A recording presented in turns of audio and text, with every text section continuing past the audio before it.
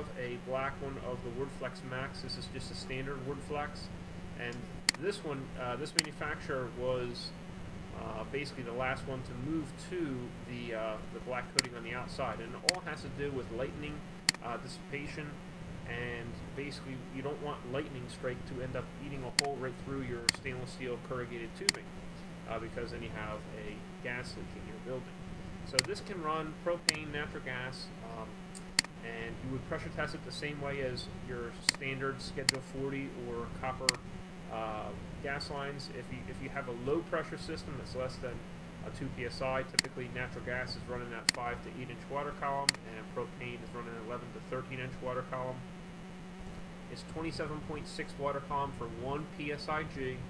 To give you a reference, your car tire is about 40 psig. It's going to depend. But what we typically do is we'll pressure test this with a 30 psi gauge, and we'll pressure test it up to 6 psi. That meets 3 requirements for the International Fuel Gas Code.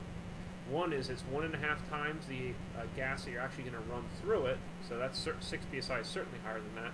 It has to be more than 1/5 of the gauge range. So 6 times 5 is 30 psig.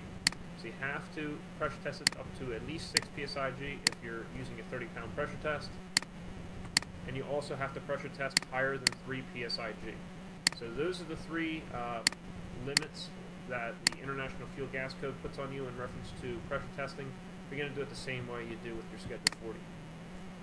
The equivalent hydraulic diameter of each of these tubings are different. Okay, the corrugations are different.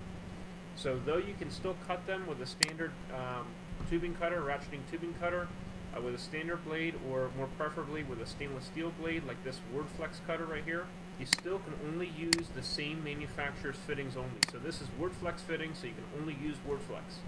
The WARDFLEX fittings actually have 2 ways to seal. So it uses the double flare in the